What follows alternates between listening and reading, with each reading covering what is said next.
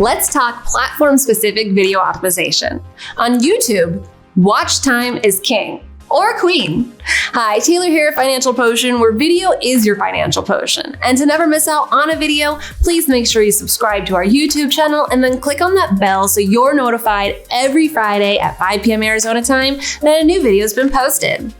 So our research shows that videos between 8 to 12 minutes long tend to generate 70% more recommended content placement compared to shorter or even longer formats. So think about that checkerboard of options that you see at the end of the video. So here's a tactical approach most marketers miss. You want to create that long form content with strategic chapter markers.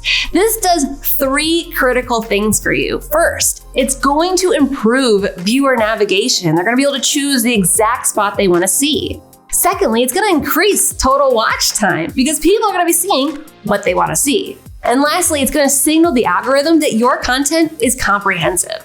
So here's a pro tip. Use the first 15 seconds to clearly outline what the viewers will learn. Then deliver exactly with time-stamped markers to make it easily consumable. Check out our video about making chapters to learn exactly how to do this. We don't just create videos. We engineer content that platforms want to promote. Strategic content, algorithmic intelligence, measurable growth.